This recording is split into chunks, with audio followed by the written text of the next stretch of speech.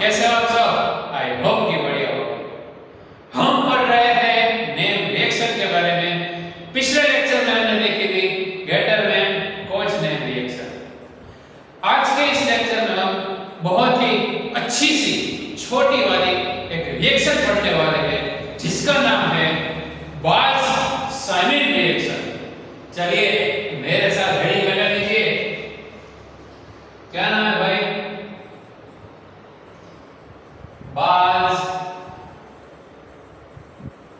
Simon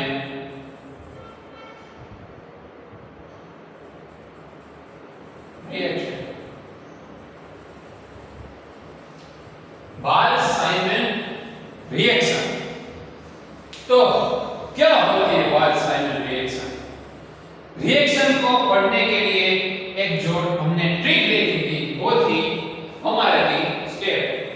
कोई भी reaction हमें पढ़नी हो तो वो हम 3 स्टेप में देखते हैं। सबसे पहला स्टेप उसका होता है उसकी बेसिक नेम रिएक्शन।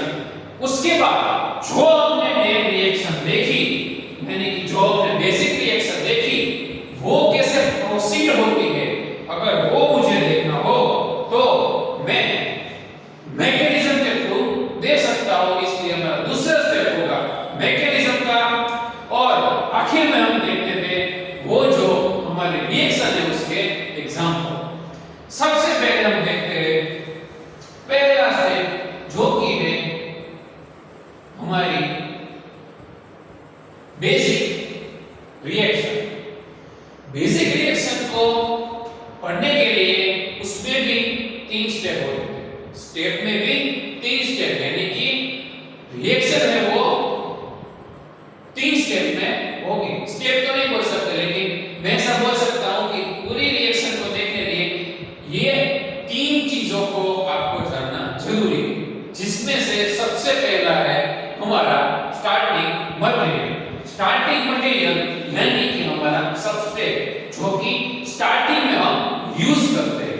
तो बाल्स-साइमन रिएक्शन में स्टार्टिंग मटेरियल में हम यूज करेंगे ये, जो कि होगा हमारा बेंजीन डाइएज़ोनियम सॉल्ट। बेंजीन और ऊपर N2Cl, जिसको हम आसान भाषा में बोलते हैं बेंजीन डाइएज़ोनियम सॉल्ट। तो ये है हमारा स्टार्टिंग मटेरियल। अब ये स्टार्टिंग मटेरियल की मुझे अगर रिएक्शन करवानी हो, यानी कि मैं इसकी रिएक्शन, ये जो एरो करके हम ऊपर लिखते हैं उसको बोलते हैं रिएजेंट। बाल्स-साइमन रिएक्शन में रिएजेंट अगर मुझे लेना हो तो वो होगा HbF4, जिसको हम अच्छी भाषा में बोलते हैं टेट्राफ्लोरोबोरिक एसिड। टेट्राफ्लोरोबोरिक एसिड जब बेंजीन डाइएज़ोनियम सॉल्ट के साथ रिएक्शन करवाता है तो आखिर में जो हमें मिलता है वो मिलते हैं हमारी प्रोडक्ट। और ये रिएक्शन में हमें प्रोडक्ट में कुछ ऐसा मिलेगा जिसको हम बोलते हैं फ्लोरोबेंजीन। बाद में कुछ रिलीज भी होगा जो कि है BF3 और N2 गैस। तो ये हो गई हमारी बेसिक रिएक्शन जो कि है बाल्स-साइमन रिएक्शन, जिसमें हमने as a starting material benzene diazonium chloride, या फिर मैं ऐसा बोल सकता हूं कि बेंजीन डाइएज़ोनियम सॉल्ट लिया, उसकी रिएक्शन मैंने करवाई HbF4, जिसको हम बोलते हैं टेट्राफ्लोरोबोरिक एसिड। अगर टेट्राफ्लोरोबोरिक एसिड बेंजीन डाइएज़ोनियम सॉल्ट के साथ रिएक्शन करता है तो मुझे प्रोडक्ट में फ्लोरोबेंजीन मिलता है। अब N2Cl की जगह फ्लोरीन ग्रुप आ गया। अब ये कैसे आया वो देखने के लिए हम दूसरा स्टेप देखेंगे, जो कि है हमारा मैकेनिज्म। क्या देखेंगे हम दूसरा स्टेप? मैकेनिज्म। तो सबसे पहले मैकेनिज्म में ये जो हमारा रिएजेंट है, यानी कि ये जो भी रिएक्शन हम करवाते हैं वो किसी भी रिएक्शन मास यानी कि कोई क्या बोलते हैं कोई वेसल होगा उसमें ये सब फॉलो होती होगी तो हमारे जो तो वो जो वेसल है उसको हम बोलते हैं रिएक्शन मास। तो रिएक्शन मास में जब मैंने बेंजीन डाइazonium सॉल्ट डाला और उसकी रिएक्शन टेट्राफ्लोरोबोरिक एसिड के साथ करवाई तो जो रिएक्शन मास में टेट्राफ्लोरोबोरिक एसिड होगा वो सबसे पहले डिसोसिएट होगा। कैसे वो डिसोसिएट होगा? ऐसे कुछ होगा। ये हो गया हमारा टेट्राफ्लोरोबोरिक एसिड, ये H+ और BF4 के BF4 माइनस के फॉर्म में रिएक्शन मास में रिलीज होगा। चलो हो गया रिलीज। अब आगे क्या मैकेनिज्म होगी? आगे ले लेते हैं हम हमारा स्टार्टिंग मटेरियल जो कि है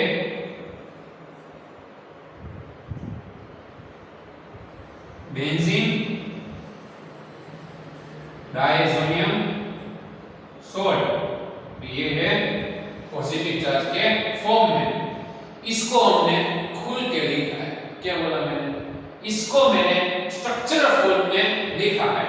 यानी कि स्ट्रक्चरल फॉर्म क्या होता है? स्ट्रक्चरल फॉर्म यानी कि आप उसमें बॉन्ड या फिर नेगेटिव पॉजिटिव कोई भी चार्ज उसमें हो वो आप दिखाते हैं तो उसको बोलते हैं हमारा स्ट्रक्चरल फॉर्म। यानी कि खुला करके आपको लिखना है।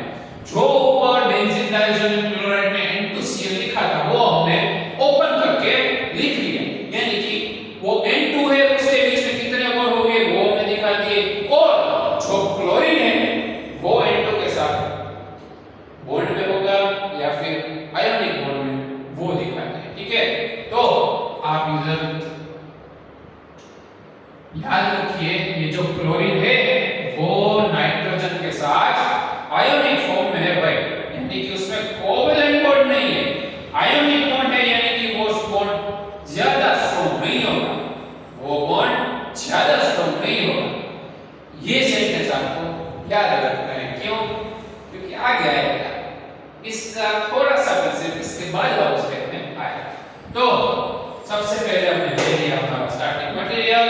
अब इसकी मुझे रिएक्शन करवानी है तो ले लेता हूं जो हमने ये डिसोसिएट फॉर्म किया था, डिसोसिएट फॉर्म लिखा था वही फॉर्म में इधर लिख लेता हूं H+ और BF4 माइनस। तो होगा क्या? सबसे पहले ध्यान से देखिएगा ये बेंजीन, ये हमारी ओके बेंजीन रिंग है। बेंजीन रिंग के ऊपर दो नाइट्रोजन जो कि ट्रिपल बॉन्ड और नाइट्रोजन के ऊपर पॉजिटिव चार्ज है और उसके साथ ये जो क्लोरीन है ये क्लोरीन नेगेटिव चार्ज के फॉर्म में है। तो ये नेगेटिव चार्ज और ये H+ का पॉजिटिव चार्ज। तो सबसे पहले ये जो H+ है वो क्लोरीन के साथ बॉन्ड बना के रिलीज हो जाएगा। और यहां पे Cl रिलीज हो गया है तो Cl की जगह कोई तो आएगा ना, कोई तो आएगा ना। कौन आएगा? देखो हमारा BF4 माइनस, ये BF4 माइनस Cl माइनस की जगह आ जाएगा। फिर से ये जो Cl माइनस है वो H+ के साथ रिएक्शन करके HCl के फॉर्म में रिलीज हो जाएगा। अब यहाँ पे Cl तो है नहीं, क्यों? क्योंकि वो तो H+ के साथ रिएक्शन करके HCl के फॉर्म में रिलीज हो गया। तो उसकी जगह BF4 माइनस अटैच हो जाएगा, BF4 माइनस अटैच हो जाएगा।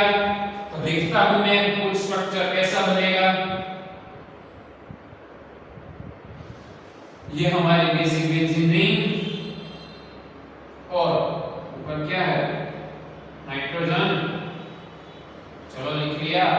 और इधर पॉजिटिव चार्ज और इधर क्या आ जाएगा भाई? BF4 minus.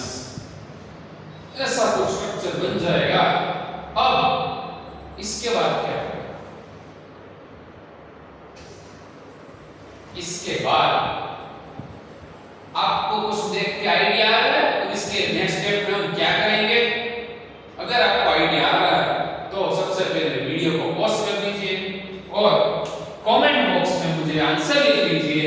इसके बाद का स्टेप हम क्या करेंगे? आई होप कि आपने आंसर दे दिया होगा।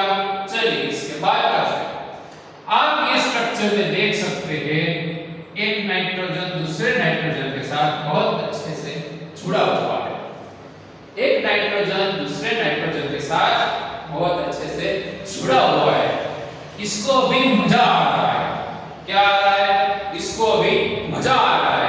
इसको और मजा चाहिए। क्या? नाइट्रोजन को भी मजा आ रहा है, लेकिन नाइट्रोजन को और मजा चाहिए।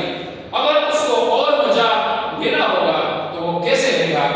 वो यहाँ पे है हमारा कार्बन और यहाँ पे है नाइट्रोजन। अगर वो ज्यादा मजा लेने के लिए ये बॉन्ड के इलेक्ट्रॉन खींच के ये जो डेफिशिएंट स्पीशीज नाइट्रोजन की है वो स्टेबल करेगा, यानी कि वो बॉन्ड के इलेक्ट्रॉन खींच के अपनी ऑक्टेट कंप्लीट करेगा, तो ये जो N2 है वो गैसियस फॉर्म में रिलीज हो जाएगा।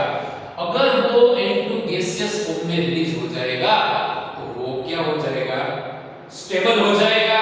अगर वो स्टेबल हो जाएगा तो उसका मजा दुगना हो जाएगा, यानी नाइट्रोजन की तो बल्ले बल्ले हो जाएगी।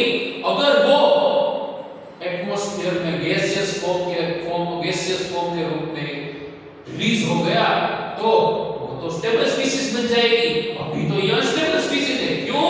क्योंकि इधर तो पॉजिटिव चार्ज है, नाइट्रोजन की वैलेंसी ज्यादा हो गई तो अनस्टेबिलिटी में से स्टेबिलिटी की तरफ जाएगा।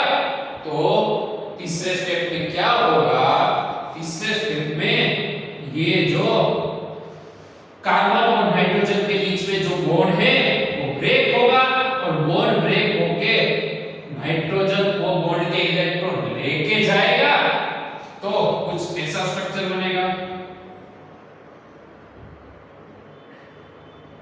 ठीक है, ये है हमारा बेंजीन रिंग। कार्बन और नाइट्रोजन के बॉन्ड का कार्बन और नाइट्रोजन के बीच का बॉन्ड ब्रेक हुआ, नाइट्रोजन ने बॉन्ड के इलेक्ट्रॉन खींच लिए। नाइट्रोजन ने बॉन्ड के इलेक्ट्रॉन खींचे तो कार्बन के पास इलेक्ट्रॉन की कमी महसूस हुई। कार्बन के पास अगर इलेक्ट्रॉन की कमी महसूस हुई तो उसके ऊपर आ जाएगा पॉजिटिव चार्ज और इसको हम बोलते हैं फिनाइल कार्बोकेटायन।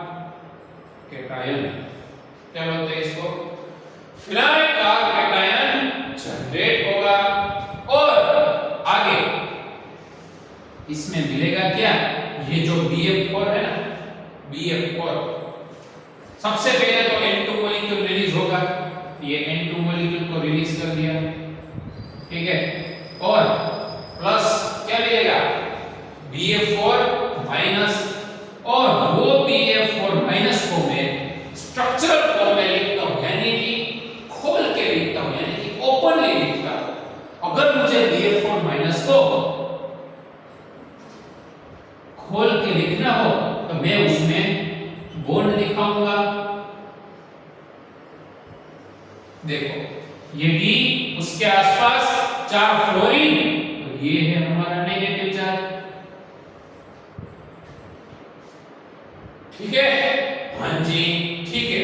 अब एक छोटा सा स्टेप बाकी है, वो भी हम कर लेते हैं।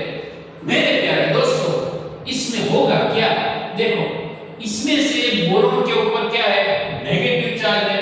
तो और हमें पता है आजू बाजू 4 फ्लोरीन है और फ्लोरीन की इलेक्ट्रोनेगेटिविटी सबसे ज्यादा होगी।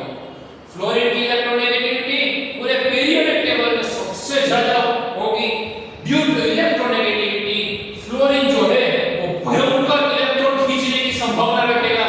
अगर उसके पास भयंकर इलेक्ट्रॉन खींचने की संभावना है तो वो क्या करेगा पता है? इसमें से एक फ्लोरीन बॉन्ड के इलेक्ट्रॉन खींच के रिलीज हो जाएगा। अगर उसने बोरॉन के इलेक्ट्रॉन खींचे तो बोरॉन के ऊपर नेगेटिव चार्ज था वो स्टेबल हो जाएगा। अगर वो नेगेटिव चार्ज स्टेबल हो गया तो Bf4 माइनस में से Bf3 मॉलिक्यूल जनरेट हो जाएगा। और दोस्तों ये जो फ्लोरीन नेगेटिव मॉलिक्यूल है जो रिलीज हुआ, सॉरी मॉलिक्यूल नहीं, ये जो फ्लोरीन नेगेटिव आयन है जो रिलीज हुआ वो सीधा ये पॉजिटिव चार्ज के ऊपर अटैक करेगा। क्यों? क्योंकि बेंजीन के ऊपर पॉजिटिव चार्ज वाली स्पीशीज है, यानी कि पॉजिटिव चार्ज यानी इलेक्ट्रॉन की कमी। तो इलेक्ट्रॉन की कमी पूरी करने के लिए फ्लोरीन जो कि हमारा चैरिटेबल ट्रस्ट है, जो कि बहुत ही धनवान है, जिसके पास बहुत ज्यादा इलेक्ट्रॉन है, वो अपने इलेक्ट्रॉन डोनेट करके बॉन्ड फॉर्मेशन करेगा। तो आखिर के स्टेप में हमें कुछ ऐसा स्ट्रक्चर मिल जाएगा जिसको हम बोलते हैं, क्या बोलते हैं? फ्लोरोबेंजीन, जो कि आ गई हमारी फाइनल प्रोडक्ट। और एडिशन में क्या होगा? N2 गैस तो रिलीज हुआ ही था, और इधर जो एक फ्लोरीन कम हुआ तो एडिशन में क्या मिलेगा? Bf3 मिल जाएगा। खत्म हो गई हमारी रिएक्शन। तो मेरे प्यारे दोस्तों, हमने देखी वाल्स-साइमन रिएक्शन।